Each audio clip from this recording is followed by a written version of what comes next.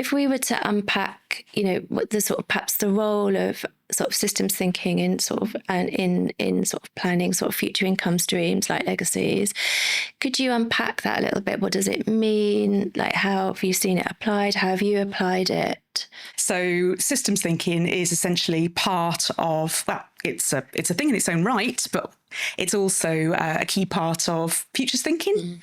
So essentially, if you're trying to think about the future, that's very often grounded in systems thinking. So, we need to understand the systems at operation at the moment, and then how different sort of parts of those systems might change really in the future.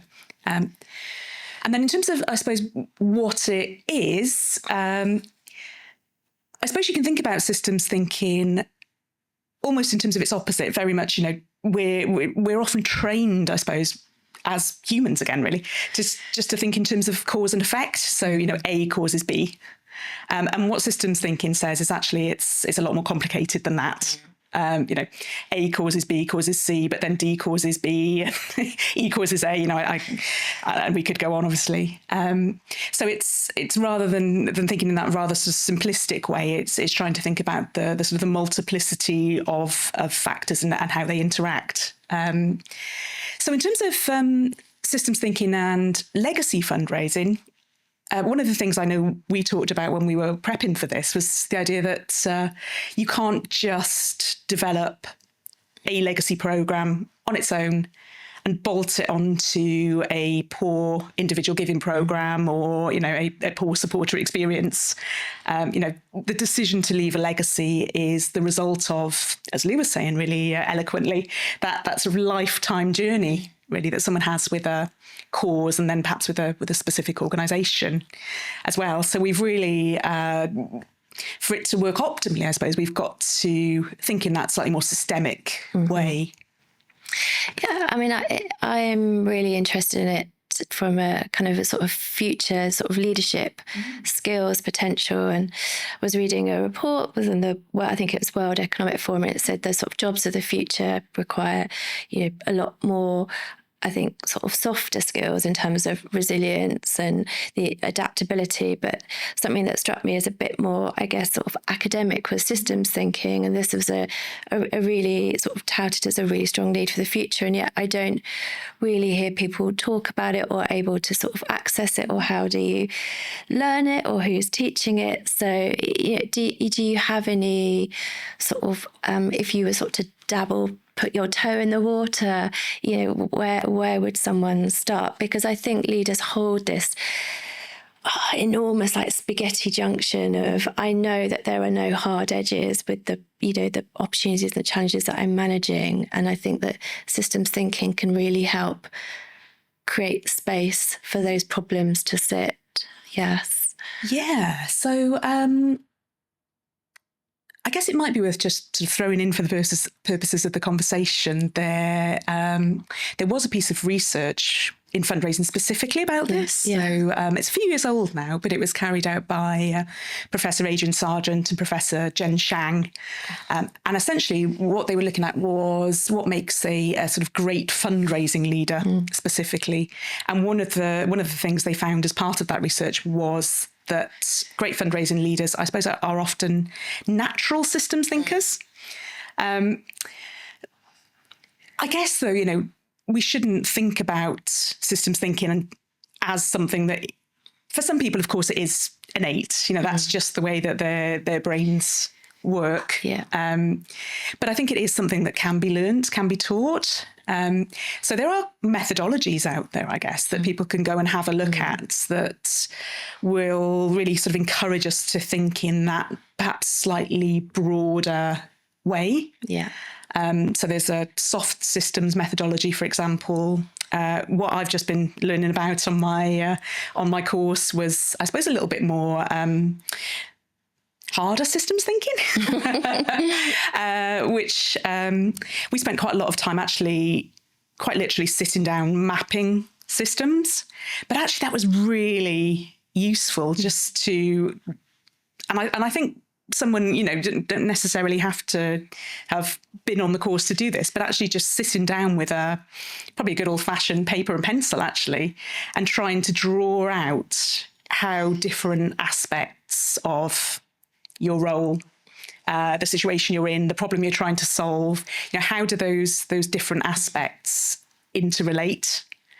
So, like I said, there are some sort of formal procedures around that if people want that, want to learn more about it. But actually, it's something I think we could all have a go of. It's just sometimes it's a case of just being able to carve out that space and the time to think in that way. Yeah, and I think that's the sort of true sort of modern leadership dilemma, because one of the things that really strikes me about systems thinking is that you have to sort of sit in complexity, in questions that you don't have the answer to, and at the same time you're dealing with pressure to deliver results and change now, and your board or your trustees or your team, like, where's the bright shiny thing, when's it coming? And but the value that I see is that it creates an opportunity to sort of get everything out on the table and sometimes what's that expression? More haste, less speed. Yeah. It's okay to take your time to think these things through, because this is like big stuff that leaders are dealing with today. I guess I've sort of been looking at systems thinking through the lens that you've described, but also the role of charities within their ecosystem or system. If we think about change and the change that they're trying to achieve within their mission, but actually the complexity now that it operates within. So there are so many other factors within that system. And so I wondered what your thoughts were on the role of charities in achieving system change. And then because of the interconnectedness of systems now, what does that mean for like 10, 20-year generations, and how the system is driving their, I guess, sort of relationship to legacies and fundraising and charitable giving as a whole? Yeah, so I think probably, I won't say for all, but for many charities, actually, system change is probably ultimately what they are trying to do, whether they proactively recognise that or not. However, system change is really hard. And one of the things that I learned on my course is that systems are very resilient, aren't they? Once you've got a system in place, the way that systems work, they're almost, I was going to use the word designed, and it's probably not quite the right word, because sometimes they just develop organically, don't they? But the way they work is that they're very resilient. And so you change one thing, and actually, rather than necessarily always achieving the system change that you want, something will happen somewhere in the system to bring it back to equilibrium. That's often how systems work. So I'd absolutely agree. I think, yes, charities very much are about systems change, but I don't want to diminish how hard that is to achieve, actually. Yeah, definitely. And so with audiences, so we, there was definitely, and I've worked on fundraising campaigns where we're very clear, actually, we're engaging the baby boomer audience, because actually the wealth that generation has and the legacy, their relationship with legacy is quite clear. I think some of the stuff that you shared around different generations and what it means to leave a legacy is going to evolve quite significantly over the next sort of 10, 20, 30, 40 years. And so I wondered, in terms of like your sort of foresight work, your futures thinking, how do those two worlds collide with the reality of what that might mean for a legacy program and strategy in sort of 10, 20 years' time? Yeah, and it might seem like I've kind of got a foot in two very disparate camps. When I say I work in legacy fundraising, and I'm also really interested in futures, but actually there's a really clear link, I suppose, between the two, in that when you're asking someone to leave a legacy, that most of the time is a gift for the future, and quite often the longer term future. Most, at least in the minds of the people that you're talking to, I imagine most people are thinking, this is not going to take effect for 10, 20, 30, perhaps even longer years in the future. So the two do link very closely together. And I don't want to sort of tout myself as an expert in this space. This is definitely a journey for me. But I think, how can I sort of bring what I'm learning on my systems journey into my legacy fundraising journey.